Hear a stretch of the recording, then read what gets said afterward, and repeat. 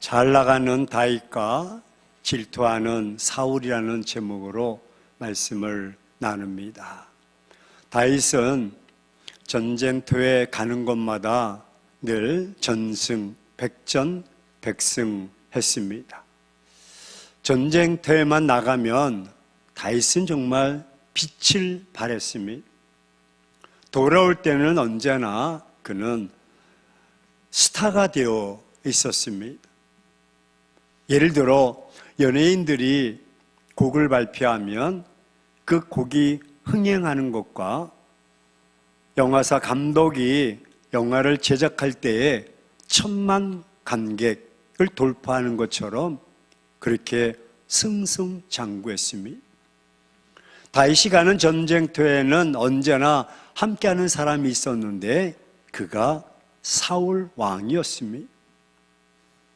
어느 날 블레셋을 무찌르고 전쟁터에서 돌아오는 사울을 환영하며 사람들이 길가에 서서 노래를 부르고 있습니다. 그 사람들을 바라보니까 여인들이 주도적으로 좌우에 서서 부르는 노래였습니다. 인파가 분명히 환영하는 것은 사울인데 가만히 그 노래 가사를 들어보면 뉘앙스가 좀 좋게 보이지 않았습니다. 아니 좋은 듯한데 결국 좋지 않은 노래를 듣는 사울왕은 몹시 불쾌했습니다. 사울왕을 환영하는 사람들의 노래가 어떠했습니까? 여인들이 환영해 주니 얼마나 신나는 일입니까? 양길가에 서서 금이 환영하는 전쟁에서 이기고 돌아오는 군사들을 향해 노래를 불렀는데 하지만 그 노래가 영 불편했습니다. 왜냐하면 가사는 사울이 죽인 자는 천천히요 다윗이 죽인 자는 그의 10배나 더하는 만만이로다 라는 노래 가사였습니다. 누가 들어보아도 이 노래는 사울을 향한 노래가 아니라 사울 왕의 뒤를 따르는 다윗을 향한 노래인 것을 짐작할 수가 있었습니다. 그러므로 사울 왕은 그 마음이 몹시 상했습니다. 성경에 심히 분노했다고 말합니다. 당연한 것이지요. 사울 왕은 자신의 신하가 잘 싸우고 이렇게 든든한 신하가 곁에 있으니 오히려 자랑스러워해야 되는데 오히려 자랑스럽기는 고사하고 이제는 그 다윗이 불쾌하기까지 하고 짐이 되기까지 했습니다. 더군다나 자기가 가진 왕권이 다윗의 것처럼 될 것을 생각하면서 분노하며 시기 질투하게 되었던 것입니다. 그날 이후 다윗에게 사람을 붙여서 일거수일투족을 잘 동선을 파악하게 하고 누구를 만났는지 어디를 가는지 잘 조사하게 했던 것입니다. 지금 왕이 가진 비극적인 모습을 낱낱이 보여주고 있는 것입니다. 다윗도 다윗의 입장에서 한번 생각한다면 여인들이 사울은 천천히요 다윗은 만만히로다 라고 하면 익히 어린아이도 그 내용을 안다면 다윗도 여인들에게 아닙니다. 나는 천천히요 사울은 만만입니다. 그렇게 하셔야 됩니다. 아니면 그렇게 해주면 또 얼마나 좋았겠습니까? 다윗도 그렇게 하지 않았어요. 오히려 왕을 더 높이고 왕을 더 크게 노래해야 되지 않겠습니까? 사울 왕의 질투를 잠재워야 하는데 왠지 그렇게 하지 않았습니다. 사람이 전쟁터에서 돌아오는 사람들을 환영하는 것은 너무나 지극히 당연한 것이 왜? 이기고 돌아왔으니까. 그 사람들은 노래하는 일은 정상적인 것입니다. 그런데 노래의 가사가 문제가 되었던 거죠. 왜? 사울 왕은 지도자의 왕이었기 때문에. 그런 지도자의 왕의 마음을 건드리는 어리석은 노래였기 때문에 그렇습니다. 지금 사람들은 사울왕의 감정을 건드리는 것입니다. 좋은 날에 완전히 기분이 팍 내려앉은 것입니다. 오히려 사람들은 사울왕을 찬양하고 칭찬하고 오직 왕뿐입니다 라고 환호성을 실어야 되는데 그렇게 하지 않았습니다. 그 왕만 높였다면 아무런 문제가 생기지 않았을 것입니다. 그런데 왕이 아니라 신하를 더 높였으니 이제 다윗은 큰일 날 것입니다. 다윗뿐만 아니라 백성들도 큰 어려움에 봉착하게 될 것입니다. 이것이 오늘 본문의 내용입니다. 사랑하는 행복한 교회 성도 여러분, 오직했으면 시기 질투가 얼마나 위험한지 유대인들의 민담에 보면 이런 내려오는 이야기가 있습니다. 어느 날 천사가 한 여자에게 짠 나타났습니다. 그러면서 그 여인을 축복해 주겠다고 이야기합니다. 그러면서 덧붙여서 네가 축복하는 사람에게는 내가 갑절로 2배로 더 축복해 주겠다, 그런 말을 합니다. 얼마나 좋습니까? 자기도 복을 받고 또 내가 기도해 주고 내가 원하는 사람이 갑절로 복을 받으면 얼마나 좋습니까? 그런데 시기 질투했던 이 여인이 자기보다 눈이 더 이쁘고 아름답고 빛났던 여인을 그동안 마음에 품고 시기 질투하고 있었던 터라, 예 천사님, 그러면 제가 소원을 빌겠습니다. 제 한쪽 눈을 어둡게 하옵소서. 그러면 그 사람의 양눈은 어떻게 된다는 거예요? 다 어둡게 한다는. 얼마나 시기 질투가 강했으면 이런 이야기까지 나왔겠습니까? 오히려 격려해주고 사랑해주고 축복해야 되는데 시기 질투는 그렇게 나오는 것입니다. 마찬가지로 사울도 왕이었고 남자였지만 이런 질투라는 화살을 맞고 보니까 멘붕에 빠져 정신을 차리지 못한 것입니다. 옳게 분별력을 갖지 못했습니다. 결국 그 질투 때문에 자신을 완전히 수렁에 쳐놓고 마는 것입니다. 인생이 망가지는 것입니다. 그렇습니다. 질투는 우리의 감정이란 에너지를 집중시켜서 우리를 지배하고 결국 그 질투가 시작되면 우리는 그 속에서 함몰되어서 헤어나오지 못하는 것입니다. 생각도 언어도 얼굴 표정도 마찬가지입니다. 엉커스 웰슨이라는 사람은 우리 눈에 충혈되어 있는 눈, 질투에 그냥 레이저를 쏘는 그런 눈은 올챙이 배와 같다. 올챙이 배가 부르면 나중엔 빵 터지듯이 결국 그런 질투는 자기를 망가뜨리고 터뜨리게 한다는 것입니다. 교만이 낙타의 코라면 질투는 경련하고 있는 얼굴을 비유하고 있습니다. 몸부림치는 그 얼굴이 바로 질투라는 것입니다. 부르르 떨고 있으면서 있는 그 얼굴이 질투라는 것입니다. 사울이 질투했으니 다윗이 큰일 났습니다. 질투하는 사울왕의 마음을 담을 그릇이 없습니다. 우리가 아는 질투는 자기의 그 가능성을 스스로 제한시킵니다. 질투가 삶을 송두리째 앗아가 버리고 마는 것입니다. 사람이 질투를 시작하면 자신의 장점이 더 이상 개발되지 않는 것입니다. 자신이 가진 좋은 재능을 다 묻어버리고 마는 것입니다. 질투는 여러분 나의 일상의 삶을 빼앗아가 버리고 마는 것입니다. 일상적인 삶을 빼앗아가는 죄악인 것입니다. 그러므로 질투하기 시작하면 주야로 질투의 대상밖에 생각이 나지 않는 것입니다. 사랑하면 마음이 설레는데 질투하면 마음이 분냅니다. 하나님의 말씀을 주야로 묵상해야 되는데 오히려 자신의 질투하는 사람을 주야로 묵상하고 칼을 갈고 있는 것입니다. 계속 질투하는 그 사람을 생각하게 되는 것입니다. 밤에 자다가도 그 사람을 생각하면 내가 거기서 헤어날 수가 없는 것입니다. 그래서 내가 질투하고 있는 대상에 대한 시기, 미움, 이런 감정의 늪속에서 빠져서 허우적거리는 것이 우리네 인생의 모습인 것입니다.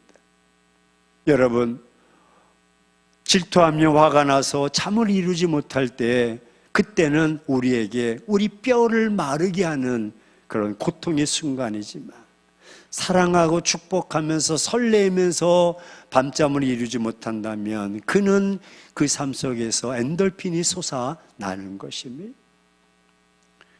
내 일상적 보통 내 삶의 태도가 다 무너져버리고 맙니다. 질투하면 내 삶을 마비시키는 것이 질투입니다.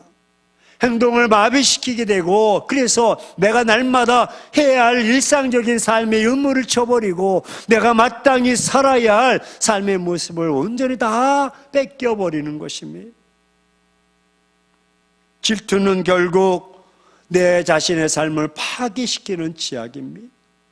나를 파괴시키는 죄악이요 점점 지혜가 없어져 버리고 마는 것입니다. 사울 왕이 그리고 그의 능력을 상실해 버리고 말았던 것입니다. 그는 무익한 왕이 되고 말았습니다.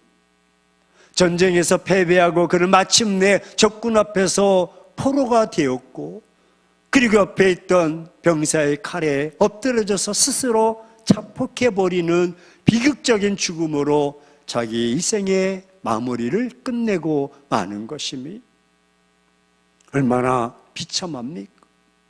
내가 가지고 있는 9가지 달란트가 있는데 어린 것을 바라보지 못합니다. 그러면 우리에게 찾아오는 질투를 어떻게 해결할 수가 있을까? 질투에 대한 대응으로서 나는 내 자신이 되어야 됩니다. 저는 확실합니다. 세상에 나 같은 자는 나 한 사람뿐이다. 존귀한 것입니다. 내가 다른 사람이 되려고 하지 말고 나 자신이 되어야 됩니다. 여러분, 질투는 무엇입니까?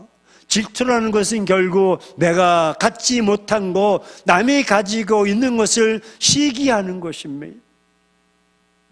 남이 가지고 있는 것에 대한 시기, 이것이 바로 질투가 아닙니까? 내가 가지고 있는 것은 9가지인데 한 가지 내가 가지고 있지 않은 것을 남이 가졌다고 그것을 질투하고 있다면 그 질투로 인해서 내가 가지고 있는 9가지는 다 묻어져 버리고 마는 것입니다. 생각하셔야 됩니다. 내가 가지고 있지 못한 것을 남이 가지고 있지만 어떤 의미에서 생각하면 남이 가지고 있지 못한 것을 하나님이 또 내게 주신 것이 많다는 것입니다. 나는 하나님이 나에게 주신 거 그것 가지고 내 인생을 살면 되는 것입니다. 우리는 나의 장점, 나만이 가지고 있는 달란트 부족하지만 하나님이 내게 주시는 것 가지고 내 인생을 살면 되는 것입니다. 내 장점, 내 은사를 개발시키지 않고 오히려 남이 가지고 있는 그 한 가지 때문에 마음을 빼앗긴다면 그 한 가지도 얻지 못하고 9가지도 다 늦춰버리고 내 인생도 다 망쳐버리고 마는 것입니다.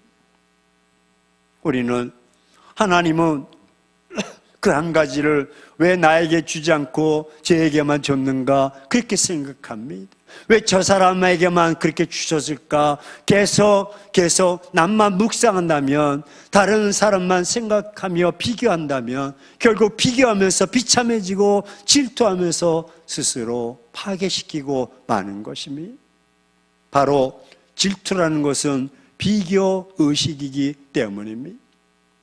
우리가 사울왕과 같은 질투를 버리기 위해서 그러면 어떻게 될까? 저는 고민했습니다. 그것은 잘 나가는 사람에게 박수 쳐 주는 것입니다. 우리 옆 사람 한번 쳐다보면서 박수 한번, 네? 박수 한번. 네. 박수 치지 않고 자꾸 질투하니까 정치도 혼란해지고 모든 게 다 혼란해지는 것입니다. 또한 잘 나가는 사람에게 잘 나가는 사람을 세워주는 것입니다. 여러분, 그 한 사람을 세워주면 그 한 사람이 가지고 있는 한 가지 달란트가 내 것이 되어서 그것도 내 것이고 내 것도 내 것이고 할렐루야 다 좋아져요. 그 사람이 잘 나감으로 나도 그 사람과 붙어 있기 때문에 함께하는 공동체이기 때문에 전쟁에서 이기고 사업에서도 흥하게 되고 교회도 부흥하게 되는 것입니다. 시기 질투는 안 됩니다. 오히려 베풀고 인정해주고 나눠주고 할렐루야. 그럴 때 하나님이 흘러가는 그 물줄기 속에서 쫙 채워주는 것입니다. 나아가 우리가 상대를 축복하는 것입니다. 그가 이기도록 잘 나가도록 성공하도록 축복하는 것입니다. 승리하도록 축복하며 결국 그 축복과 칭찬의 열매를 나도 함께 누리게 되는 것입니다. 사랑하는 행복한 교회 성도 여러분, 사람들은 일반적으로 하루에 5만 마디 말을 한다고 합니다. 이것은 여성 기준입니다. 잘 모르겠지만 남성은 3만 5천 마디 말을 하고 여성은 5만 마디 말을 한다고 합니다.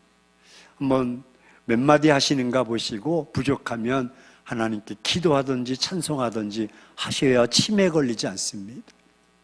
하지만 5만 마디 하든 3만 5천 마디 하든 정성스럽게 믿음으로 창조적인 소망의 말을 하는 것은 10%밖에 되지 않는다고 합니다. 사람들이 대부분 원망, 불평, 부정적인 비난의 말을 하거나 쓸데없는 잡담일 뿐입니다. 창조적이지 않습니다. 남을 세워주지 않습니다. 죽이는 것입니다. 따라서 저는 말이 바뀌면 인격이 변한다. 말을 바꾸면 그 사람의 운명도 바뀐다고 생각합니다. 그러므로 말이 곧 그 사람의 인생을 움직이는 자동차의 운전대와 같습니다. 어떻게 말하느냐에 따라서 진행이 노선이 달라지는 것입니다. 믿음의 말, 창조적인 말, 긍정적이고 소망적인 언어를 사용하는 사람은 하는 일마다 제가 보기에는 잘 풀려나갑니다. 반면에 원망하고 불평하고 짜증내고 부정적인 시기 질투하는 사람들의 삶의 모습 보면 얼굴부터 달라지고 언어도 생각도 되는 게 별로 없어요. 늘 일이 꼬입니다. 말에 창조력이 있습니다. 어떤 청년에게 자기를 소개하라고 하니까 저는 백수입니다 라고 했다는 거예요. 그동안 10년 동안 직업을 갖지 못하고 살았는데 백수라고 늘 얘기하다 보니까 계속 백수로 지냈다는 거예요. 지금까지 내가 하지 못했지만 이제 할 일이 많습니다. 다 한다면 얼마나 좋습니까? 오래전 이 코미디 코너인데요. 여러분 이제 그 시커먼스라는 남자 2명이 얼굴을 시커멓게 칠하고 나오는 장두석 씨와 우리 코미디언 박미선 씨의 남편 이봉원 씨가 투톱이 돼서 이렇게 막 노래도 부르고 춤도 추고 제가 2부 때 아이들에겐 춤도 췄다니까요. 3부 때도 한번 해볼까요? 이봉원 씨가 최고의 인기를 누리고 있었던 그때요. 근데 그들이 그 생을 시커먼스 코너 때문에 그거로부터 망가지기 시작했다고 그렇게 분석하는 거예요. 왜냐하면 그 마지막 코너에서 그렇게 부채춤을 추면서 시커먼스 한번 해보자. 시커먼스 이렇게 하는 거예요. 그리고 마지막 멘트가 뭐냐면 망했다, 망했다, 망했다, 망했다. 그렇게 하고 그냥 끝나버리는 거예요. 근데 이게 사람들을 웃기려고 했는데 그 사람이 진짜 망해버리는 거예요. 장두석 씨는요, 사업하다가 망해가지고 어디서 뭐 하는지 모른다고.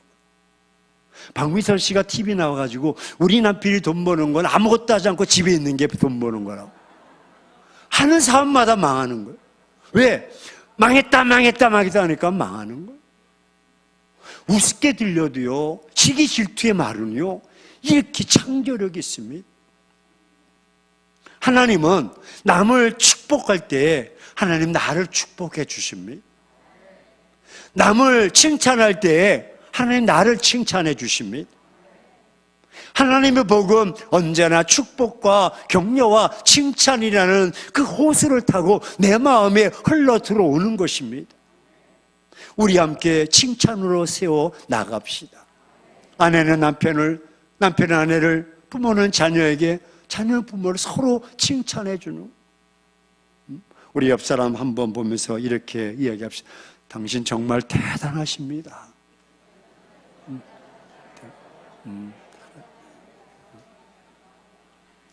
오늘 같은 날 놀러 가지 않고 나오신 게 얼마나 대단하십니까? 또 세상에서 그리스도인의 삶의 모습을 살아가시니 얼마나 대단하십니까? 우리 한번 다시 한번 뒷사람이 뭐 좌우사람이든지 난 너와 함께 있어서 너무너무 행복해.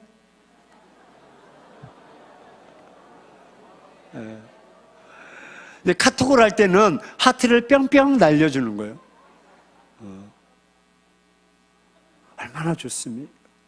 서로. 여러분, 칭찬은 고래도 춤추게 하고 코끼리도 춤추는 거예요.